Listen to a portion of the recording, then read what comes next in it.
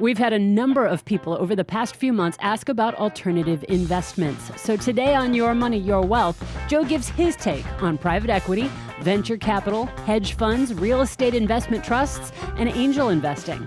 The fellows also discuss risk parity investing, net unrealized appreciation, what to do with a large settlement, and the break-even point for Social Security benefits.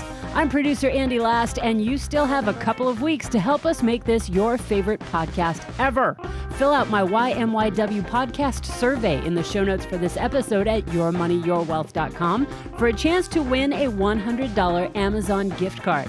Now, let's talk about those alternative investments. Here are Joe Anderson, CFP, and coming up later, Big Al Clopine, CPA. We got Steve from San Diego. Hi, Andy. He emailed us a while ago. You guys answered his question about how to diversify his portfolio for the best returns or tax efficiency. So when I sent him the response that you guys gave him, this is how he responded to me. Got it. He goes, thank you so much for writing in your nice letter. What do you send him, love letters or what? I sent him the link to the podcast and the video, and he's all set. I got it. And the great material you provided. I can't tell you enough how thrilled I was to listen to the answer on your show.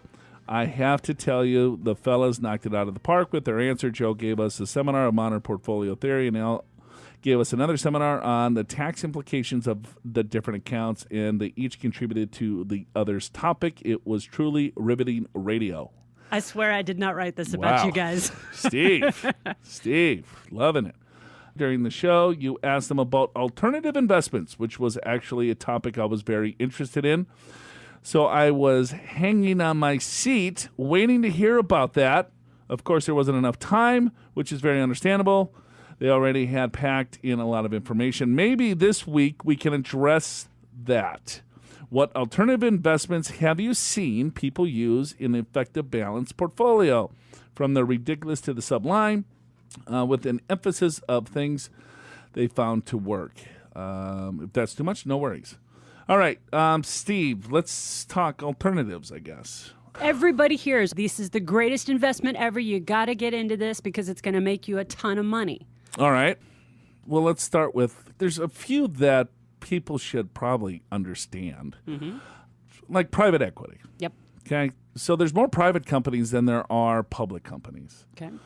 And most of them are small, right? If you take a look at the grand scheme of all the companies in the United States, I would say 80% or more, 90%. I don't know the exact figure. Big Al would know that, but are smaller companies. And then a majority of them are they're private. And so private equity is getting a lot more popular, I think, in the last probably 10 years. More and more companies don't want to go public because they just don't want to deal with the BS of being a public company. All the bureaucracy involved. Right. To be honest with you, you know, you got to answer to people. People. Yeah, you got to answer to people. A lot more than just your employees, right? And your clients. Because before that was the only way for companies to raise capital. So why people go public to begin with is that, all right, well, here, I started this business. And then the business gets a little bit bigger, and it gets a little bit bigger, and a little bit bigger, and a little bit bigger. And then either that you want to continue to grow, or the owner wants to diversify a little bit because every ounce of his life and his net worth is in that company. Right. So it's like, okay, well, what do? I can't really cash out of anything in the company without capital, right? So then that's where IPOs came in. Initial public offerings. So then they would go to investment bankers and say, hey, we need cash. And then they said, okay, well, let's do this. Let's take your company public. And so people can buy shares of your stock. And so when people went public, right, people bought these shares, and then that gave owner liquidity. So now it's kind of the same concept, if you will, but it's just private. So you got private equity managers. So what they're doing is they're going to institutions, they're going to individuals, and they build these funds. Okay. And so let's say they got $100 million, $200 million, $500 million. You know, it's a pretty big fund. Yeah. So they're going around looking for really good opportunities. So they're going to look at growing companies that want liquidity or that have a really good story that they could, you know, make a fairly good profit off of it in maybe a 3, 5, 7 year time frame. And if I'm an investor in a private equity fund, my funds are locked up. Yeah. Right. It's very illiquid. So you have to wait 5 years, and hopefully the fund manager knows what they're doing or finds these little diamonds in the rough. Yeah. So as an investor, Small companies that are going to do well instead of tank. correct, but most small companies fail, right? Tank, yes. So these private equity firms are going around looking to say, all right, well, this is a really good growth story. Maybe we pump some capital into this firm and we can help them grow, but we're flipping out. We're getting out. So as an investor in a private equity fund, it's like you're stuck with that money in 5 years. On the other side of the coin is that, let's say I'm a small business owner and I'm working with private equity. They're just going to pump and dump me. Right? Yeah. They're going to come in for 5 years. They're going to try to make it grow. They're going to put all this money into it, and then hopefully they can get their multiple plus X out of it within 5 years. So they're looking at firms in certain growth stages, right? So is it a good investment? Sure. I mean, a lot of these companies that private equity firms look at are growing companies, or they probably wouldn't necessarily waste their time with them. But the risk. There's a ton of risk because a lot of these small companies fail. Yeah.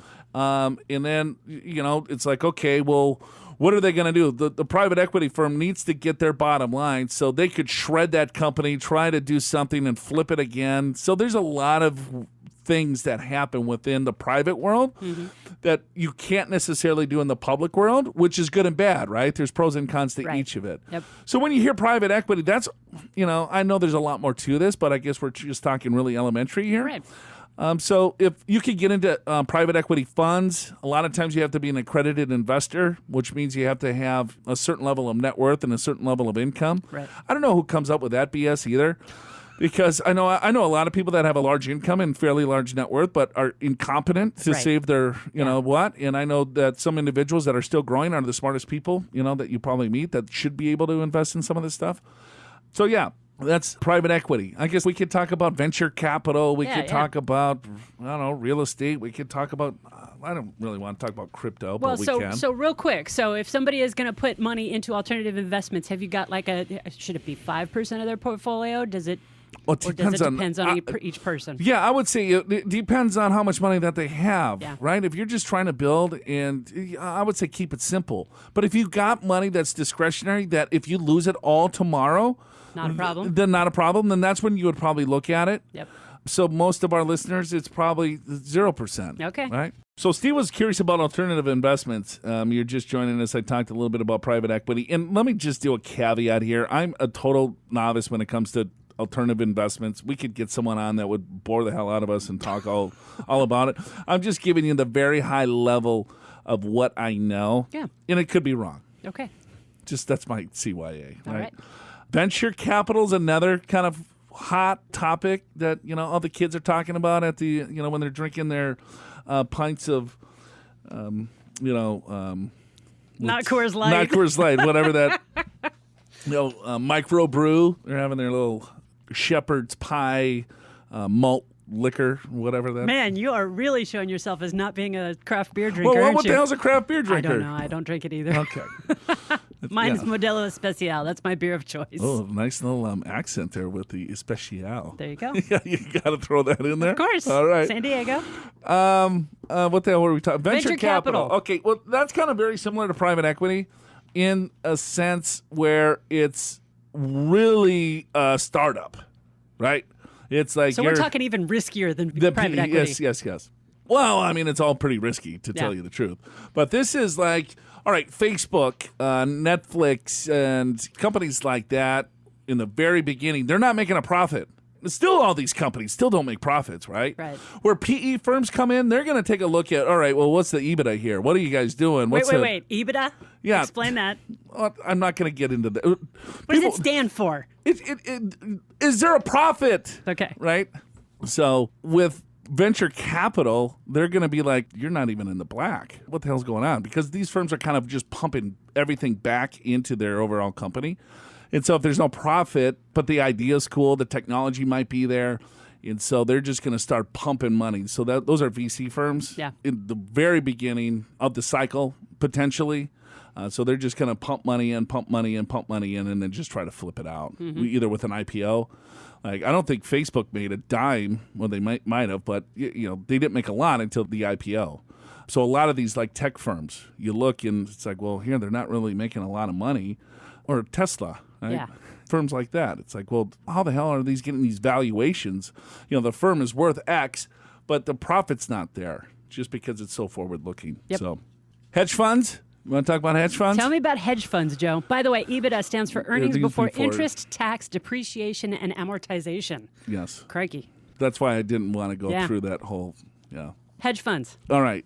With a hedge fund, most of them will invest in a public company. See, to me, hedge fund automatically sounds like a bad thing because you always hear bad news about things happening with hedge funds. Or people getting in trouble with them. Well, I mean, because they could be unregulated, right? Okay. So it could be family money. It could be friends and family. So they might not be registered through the SEC, potentially, but those are the smaller ones.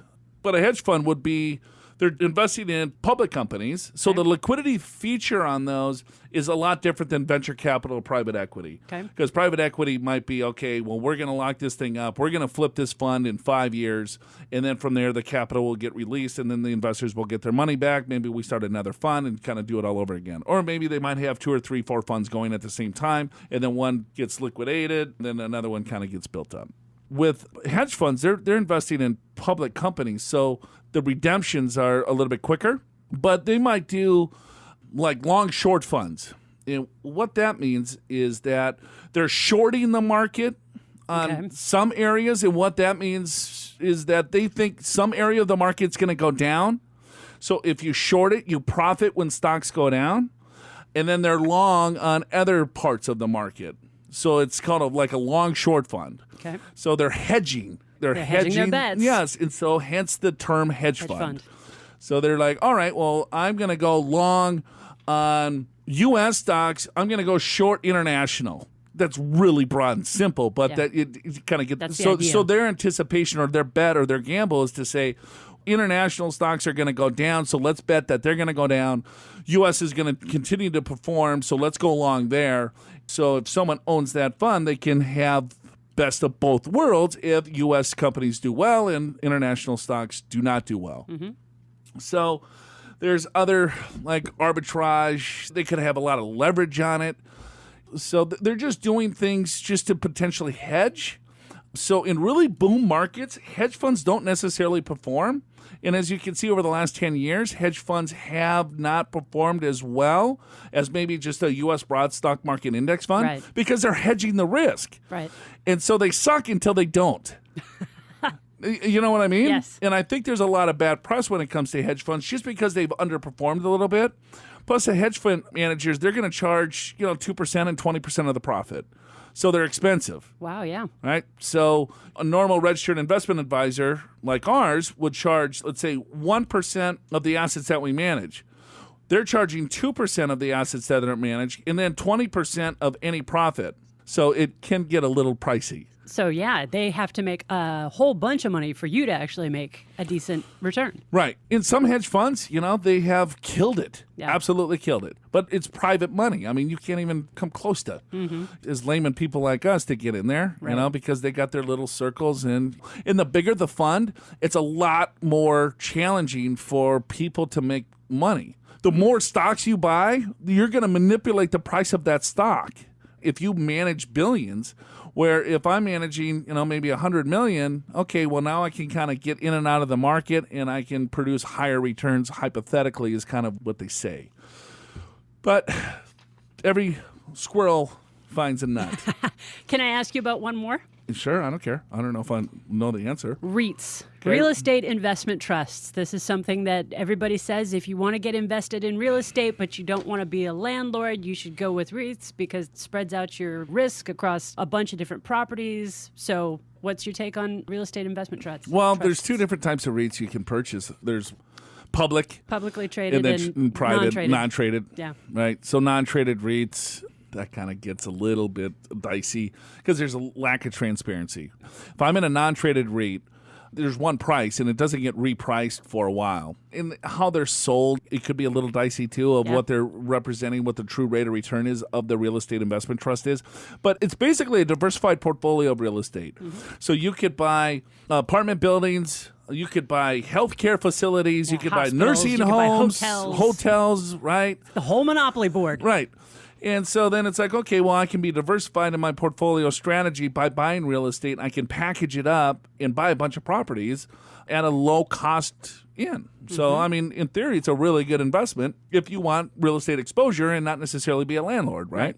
But the downside of non-traded REITs is that the lack of transparency. So they might say, well, it's paying 7%, right? But that 7% could be the return of your capital, which a lot of times you don't really know. You're getting a dividend check of 7%, and they're not changing the price. Right. You put $100,000 in, you're getting $7,000 a year, and you look at your statement. It back at you from your $100,000. Yes, Yeah. but on the statement, it still says $100,000 until they reprice the REIT, and then they're hoping that potentially that the real estate is going to go up and appreciate in value, and then so they can cover their assets right that way. But if the market goes down like we saw in 2008, I mean, that's what blew a lot of people up. And then all of a sudden they start repricing these non-traded REITs. And it's like, well, man, I thought it was worth $100. Now it gets repriced at, $35,000. And you're like, what the hell just happened? So I don't like the lack of transparency. But in a boom market, you can hide anything. Warren Buffett said that, but then when the tide comes in, you can see who's naked or whatever. Right, yeah. Traded REITs, you can buy like an exchange-traded fund, a mutual fund, so there's a lot more transparency there. So, I mean, you got a NAV. The pricing will fluctuate depending on the value of the overall securities within the fund. Right. I like that a little bit better. If you want to get out of it, trade it, buy more, buy less. It's daily liquidity. And then you still get the same exposure of the real estate. So there's pros and cons to each, but I'm a bigger fan of the traded one because they're a lot less expensive. Yeah, they're a lot less expensive. They're liquid and transparent. Okay, so overall, for Steve and other people who are trying to consider, what they should do about alternative investments, how should they look at these things, and what should inform their decision about whether to make that an alternative investment? Well, I don't know if I'm equipped to give that advice. You look at, let's say, it depends for each person. Yeah, right? You look at Yale's endowment, which is one of the best investments. About 33% of their overall portfolio is in alts, right? They're in hedge funds. But they have access to different managers than a lot of people that listen to this show. So it really depends on their goals, what they're trying to accomplish, what their risk tolerance is, how much capital that they have. Do they even qualify to get in any of this crap anyway, right? I would say for the average investor, I would probably not necessarily venture into it. But like I said before, if you got a couple of extra bucks that you're willing to lose 100% of it, then, hey, buy some Bitcoin, try to get into, a little private equity. Right. But most of the time you need a lot more money than that, or, being an angel investor, right? Well, you got to be a multimillionaire to do some of this stuff. So you hear the alternative investment kind of slogan because some of this stuff is super sexy, super cool. Yeah. Right? You watch Shark Tank, those are angel investors, and hey, let's get into the mix. You can see all these new, and there's a story behind it. Right. Here's this company that's doing X, Y, and Z, and then you get excited, and it's like, oh my God, I'm going to be a millionaire overnight. You start to relate to them, and you feel like you care about them. So, and all that. I mean, but that's not necessarily investing. That's speculating, right? That's like, okay, well, here, let me put a little bit down just to try to make $1 billion. Versus your investment strategy should be watching grass grow. It should be extremely boring. It should be predictable in a sense where you know what's going to happen if markets are volatile. So don't let that greed get a hold of you. That's right. 10 key decisions can help you target long-term wealth. Learn what strategies will improve your odds of long-term investing success in our free white paper, Pursuing a Better Investment Experience, newly updated for 2019. Seriously, like fresh off the press today. You can download it from the podcast show notes at yourmoneyyourwealth.com. Just click the show notes link in the description for this episode in your podcast app, and it'll take you right there. Now, let's get to some more of your money questions and comments. Go to yourmoneyyourwealth.com, scroll down, and click Ask Joe and Al on Air. You can send in your comments, thoughts, compliments, complaints, and questions as an email or as a voice recording. Just like Jason did from Seattle. Hey guys, appreciate the show. It's good fun. Wondering what your thoughts are on risk parity investing, specifically mixing equities with long-term treasuries, maybe a small slice of gold to achieve higher risk-adjusted returns. Historically, it's worked pretty well, but interest rates have been falling for 30 years now. So wondered what your thoughts are on the strategy going forward. All right, thanks a lot. Bye. Okay. Jason was in like a wind tunnel. He told me he actually recorded that on his iPhone, so. I like it. Yeah, he may have just gone for a jog. He was out of breath. Well, no, you know what? It's our stupid computer little button there because He did say that he had to like hit the button seven Yeah, times. 7 before times. get it to work. Yeah, he was out of breath because the thing sucks. That's probably true. All right. Well, risk parity. Yeah, he's getting That's deep. a good word. Yeah, risk parity. So, risk parity investing is how do I explain this real simply? A lot of hedge funds do this type of investing, and you're right, Jason. You've done a little bit of homework. Historically, risk parity investing has performed higher expected returns, than maybe like a normal 60-40 split. Here's how it works: is how most people invest, or I guess most professionals invest, is that we'll take a look at a certain target rate of return that a client needs to achieve, and we try to mitigate that risk as much as possible. And so that is based on the roots of like modern portfolio theory, right? And so it's like any level of risk that you're willing to take, you should anticipate a certain expected rate of return. And then that pops out a portfolio of maybe 60% stocks, 40% bonds. And then you look at the bond component of that portfolio and the stock component of that portfolio. Stocks are a lot more risky than bonds are, right? So a lot of the risk, if you really get into the technical stuff of like Sharpe ratios and all of that, is that most of the risk that's performed in that portfolio is done by stocks, right? Would you agree with that? Yeah. Because bonds are fairly safe depending on what type of bonds you own. So what risk parity investing does, it says, let's look at the risk side of it. And they use leverage. So they'll say, okay, I want a certain target risk of, let's say, variance of standard deviation of 11%. But I want to have that target 11% risk equally weighted by stocks and bonds. So if that were the case, let's say you have a 60-40 split, but so much of your risk is by your stocks, I want the same risk parity, if you will, but my portfolio might be 80% bonds and 20% stocks. But if I look at the expected rate of return of an 80% stock, 20% equity portfolio, a 60-40 split is going to be a lot higher expected return, right? Wait. Say that again, because you said 80% equity, 20% I'm sorry. stock. Mine would be 80% bond, 20% equity. equities. If There that you go. Okay. risk parity was equal. Okay? Yep. So, but if I have 80% of my portfolio in bonds, my expected rate of return is going to be a lot lower. Yeah, that's 60-40. 60% Than 60% equities. stocks. Correct. Because I only have 20% of my portfolio subject to risk. So what do? I lever. So I add leverage to the overall portfolio. Okay? So in that case, I would 2 times lever that thing up. So now I'm going to have a higher expected return just due to the fact I'm adding more risk to the equity side of the portfolio. Sure. But there's less equity component of the portfolio because I'm adding leverage. And Alan explained leverage. That was going to be my next question. That's I guess simply put, if you want to buy $100 worth of stock, it costs you $100. But if you want to buy $200 worth of stock, one way to do it is to invest $100 and borrow $100. So now you've still invested $100, but you borrowed another $100, so you have $200 invested in the market. And leverage is great when the market goes up, because in that example, you double your return. But it Kills gets you. terrible on the downside because it doubles your loss. So you're putting more money in safer asset classes, right? Less money in riskier asset classes, and you're adding leverage to the riskier asset classes to get your higher expected return up. But that all works out perfectly in a mathematical equation, right? Sure. But then there's a cost to all of this.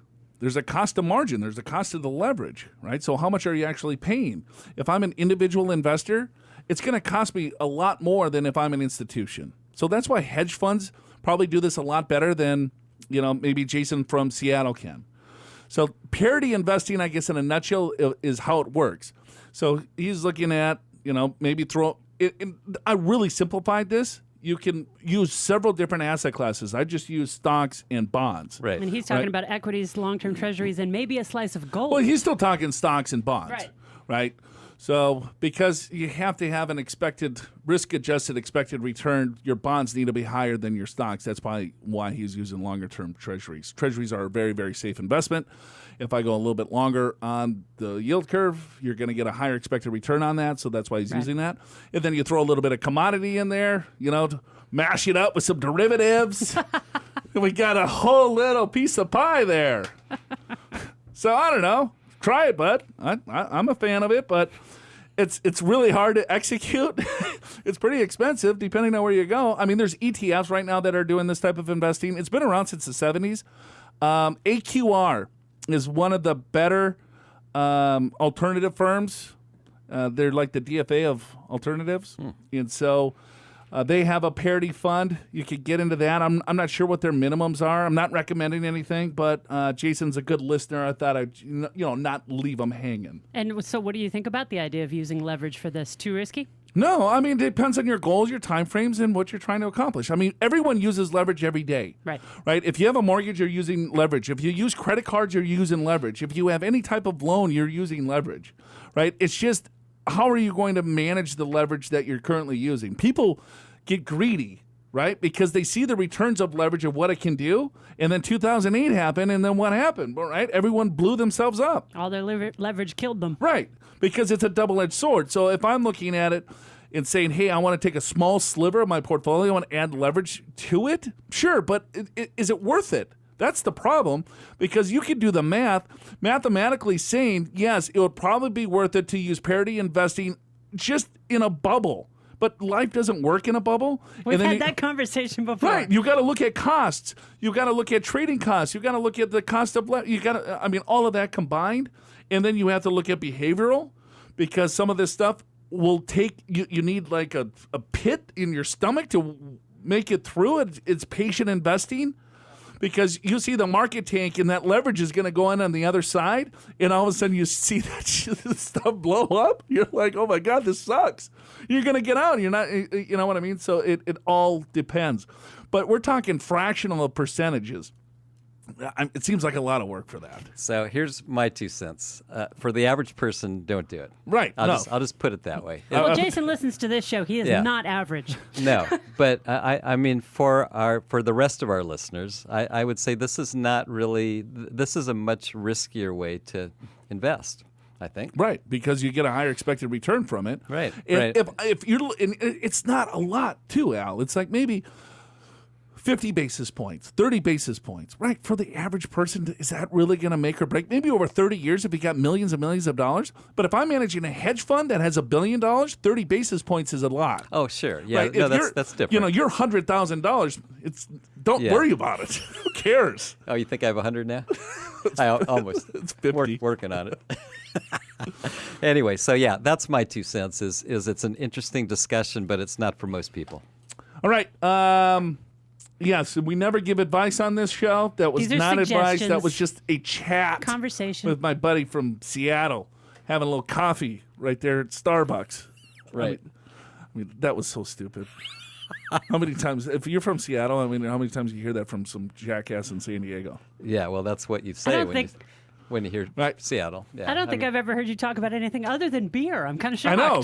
It's like from Minnesota. They'd be like, hey, how's that grain belt? All right, Dan, he's 58, lives in Florida, and I'm ready to retire. So he's been with this company for 30 years. I have over $1.4 million in his 401k plan, which is 40% company stock with a cost basis of $46,000. I have a pension that will pay a lump sum of $248,000 or a monthly payout, where my wife would receive the same amount if I die, of about $1,200. If we take Social Security when I'm 62, we will jointly get $3,000 a month.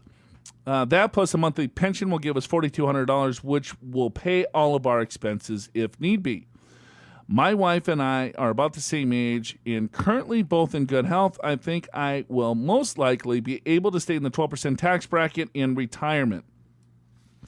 I would also like to convert as much as possible from the 401k rollover IRA to my Roth each year while staying in the 12% tax bracket. Here's my questions. How much should I NUA? Number 2, should I take the lump sum or monthly pension?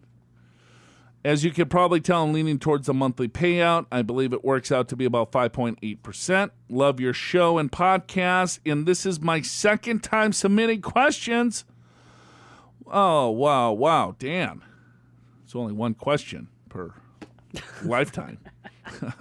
Thanks so much for all the great information. You guys rock. All right. So How much should I NUA? Well, first of all, let's explain what NUA is. NUA is net unrealized appreciation. Wow. Well, look at you, Andy. Okay, so what he's stating here is, of course I don't have my calculator with me today. 46% let's call it $700,000 is close enough. 47% of his 1.4 is in company stock. So $700,000 is in company stock. 46,000 is his basis. So he bought shares for 46,000. It has grown to 700,000. That's pretty incredible. But it's all company stock. Yes.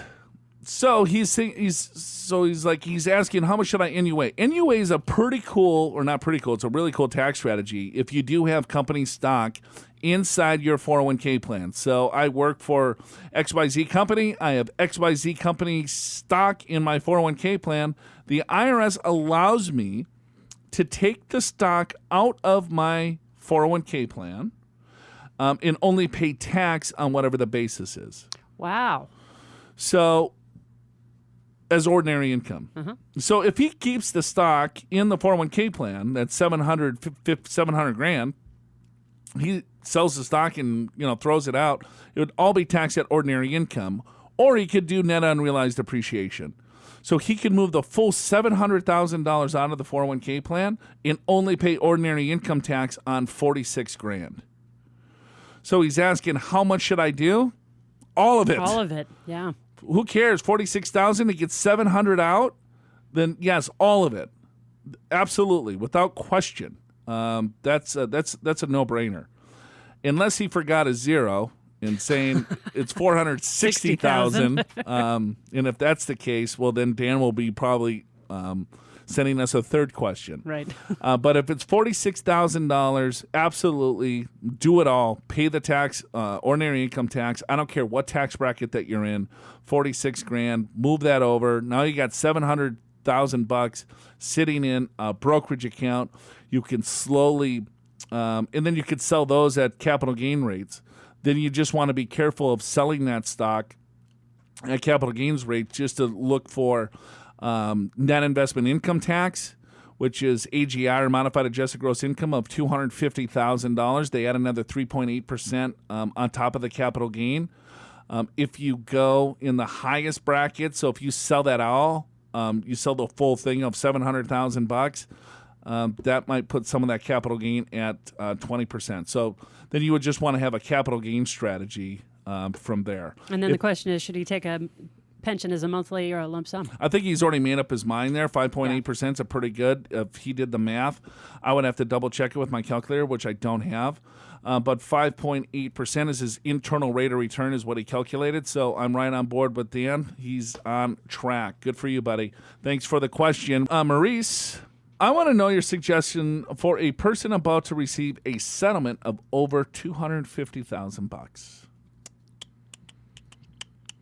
All right, Maurice. I don't know what's the money for. How old are you? How old are you? What are you trying to do here? What's your other assets? What's your income? Yep. What tax bracket are you in? Married? Single? Yeah. A couple more details here, bud, for us to answer that appropriately. But in general terms, I would probably, if it was for long-term retirement, it's a settlement, so I'm assuming that this is a legal settlement. For some case, is that taxable? No, I don't know. I have no idea. Okay. It could be. Mm-hmm.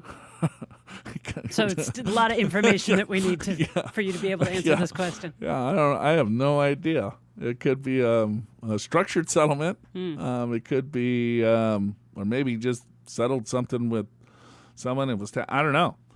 Let's say it's net $250. Okay. All right. But even if it was taxable, well, I mean, then you would have to do some other side of tax planning if it's ordinary income. But let's assume Maurice gets $250,000. We get this question all the time. What would you do with it? I mean, and then they only give us this, right? Right.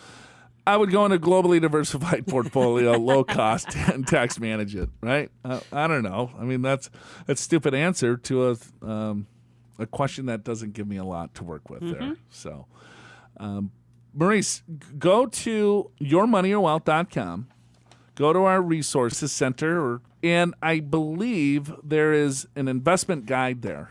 Isn't there? Don't we have Talking something? about pursuing a better investment experience? Yeah, pursuing a better investment experience. That is in our white paper section in the free financial resources section at yourmoneyyourwealth.com. So that can kind of give you an idea of what to think about when you are investing. And then if you want more, then there's calculators that you can go to kind of give you an idea of what that portfolio should be made up of, given your risk tolerance, age, and all of that. And maybe if you have debt, pay that off before you start investing. Right. So there's you want to make sure that you have a cash reserve. Yep. I mean, if it's for a home, you put it in cash. Right. Right. Now, as I mentioned earlier, I've put that Pursuing a Better Investment Experience white paper in the podcast show notes. Now, in your podcast app, just tap the link that's in the description of this episode to get there. This week on the Your Money, Your Wealth TV show, Joe and Big Al are talking about how to create a steady stream of retirement income. And you can watch that in the podcast show notes too, and download the companion guide on creating retirement income. It's all free. There are a ton of free financial resources at yourmoneyyourwealth.com. Now, who do you know that's thinking about retirement or should be? How much would they appreciate it if you were to share all of these resources with them? If you were to send them the link to subscribe to the YMYW podcast, you would be a retirement hero. So, what are you waiting for? Oh, that's right. At the top of this episode, I promised a discussion of Social Security break-even points. All right, we'll do that, and then you're going to share this, right? Okay, it's a deal. We got Dan writing in from Fallbrook. He commented on our television show, Social Security Secrets. Right. I don't know if there's too many secrets when it comes to Social Security. I think that was the title of our show. I understand, but it's like it's kind of It just catches your attention, yeah. right? Oh, I wonder. I wonder what they I wonder are, what the secret right? is. So Dan writes in, while I enjoy your financial insight, I do wish you would have quickly gone into numbers a bit. For example, if a retiree takes Social Security benefits at the earliest possible age, at what age would he or she break even? Is it true that most retirees who take benefits at the earliest possible time will receive about the same benefits overall as the person that waits an additional 8 years, right? All right, Dan. Apparently he hasn't listened to any podcasts. He's just watched one. Right. He watched our Social Security Secrets TV show. Sure. That was probably one of our worst shows ever. We probably didn't talk about break-even point. Let's get into the break-even point. Dan, you're right. If you look at Social Security as an investment, some people look at it as a break-even, right? So you could use thousands of assumptions here. And I've got a table here, which is from FI Guide powered by NAPFA, National Association of Personal Financial Planners.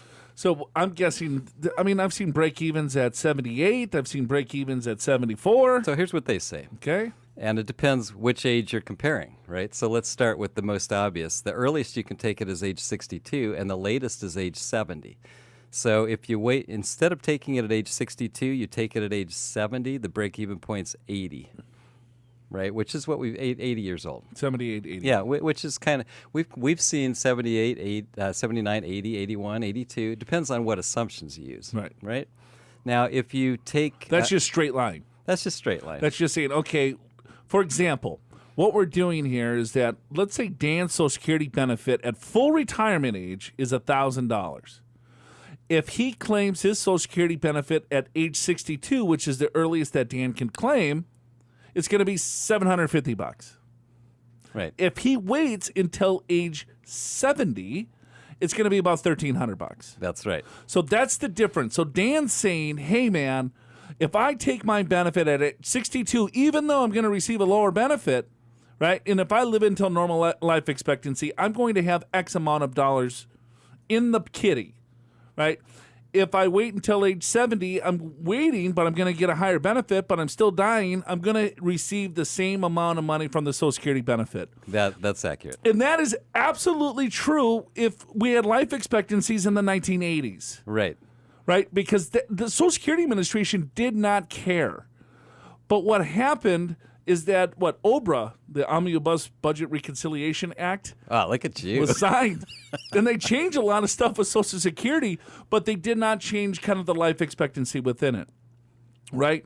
Because before, everyone claimed their benefit at age 65 was their full retirement age, and then they pushed it out to age 70, depending on what date of birth you were born. Then they taxed an additional 35% on the benefit, and this is back in the 80s with Reagan, right? And then Bill Clinton kind of signed it again in the 90s. But with all of that stuff, and this is coming from Kitches, right? Remember when he talked about that? Yes, right. He's like, what they didn't do is they didn't kind of change things for life expectancy. So if you took it back in the 80s, it didn't matter. Social Security didn't care. So that's why there's so much more information and noise in articles and questions about Social Security than ever before in the 20-some-odd years I've been in business, is that because people are living a lot longer. And because of that, there's more claiming strategies that people should be educated upon. So it depends on when you die, Dan. If you know when you're going to die, we'll tell you exactly when to take it. Right. But we don't really know that answer. So I'm gonna add to a couple comments here. First of all, I wanted from this chart, full retirement age is currently age 66, and if you don't take it at if you took it at 66 versus age 70, the break-even point is 82 at that point. The delta between those 4 years.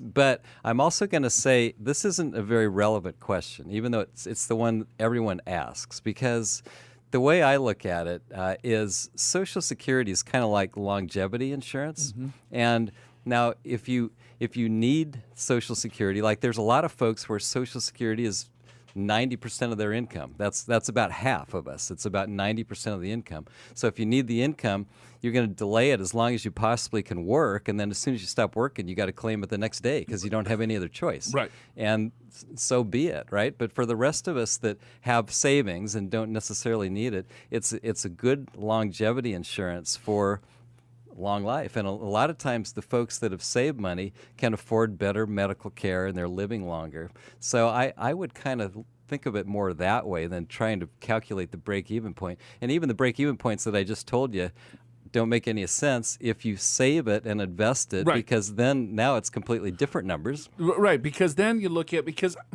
I don't know, maybe this was 10, 12 years ago. We interviewed Lloyd Watnick, and he's like, well, when should we claim it? Well, with a long pause. We're on the edge of our seat. Super long pause. Yeah.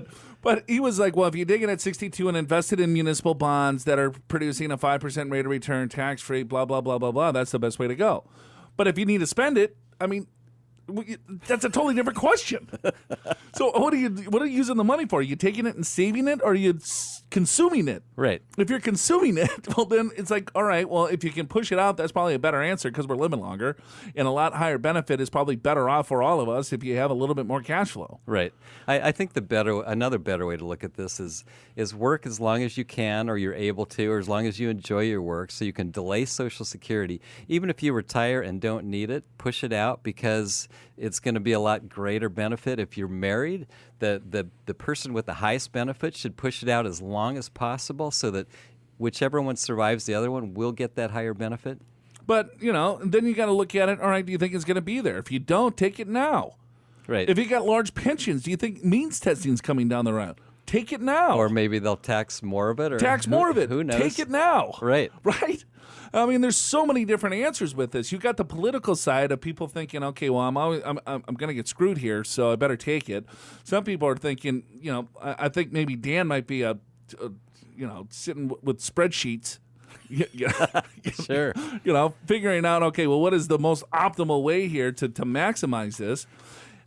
It's more of a personal question than just about any other question that we get. Sure. It's almost like paying off your mortgage, right? Let's say you have a mortgage, couple $100,000 mortgage at a 3% interest rate, right? And you're going into retirement.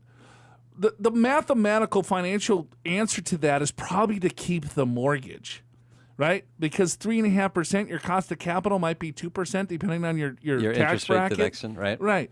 So it's like, okay, but hey, I hate debt. I want to pay this thing off. I mean, then that's emotional. Right. Right? It doesn't make any financial sense, but emotional sense, if it makes you have that financial peace of mind, that's going to make more sense because that's going to put you to bed at night. right? It's going to help you sleep. Yeah, or if you keep your mortgage and you spend the difference, you're actually worse Yeah, off. then you're which worse is, off. Which is what most people do. Right. So that whole computation is kind of meaningless, really. It depends upon the behavior of the person.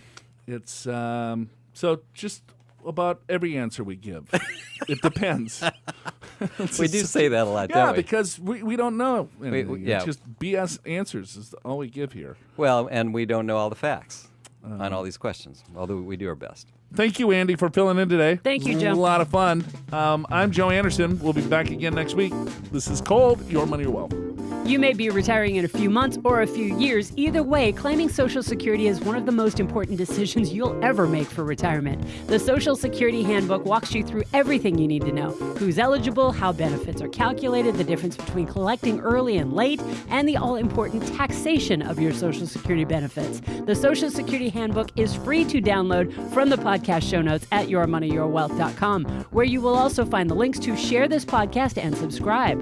While you're there in the show notes, don't forget to fill out my 2019 podcast survey before April 18th for your chance to win a $100 Amazon gift card. Yes, there are derails. Stick around just for a couple more seconds. Your Money, Your Wealth is presented by Pure Financial Advisors. For your free 2-meeting financial assessment with a certified financial planner, just click the free assessment button at yourmoneyyourwealth.com. Pure Financial Advisors is a registered investment advisor. This show does not intend to provide personalized investment advice through this broadcast and does not represent that the securities or services discussed are suitable for any investor.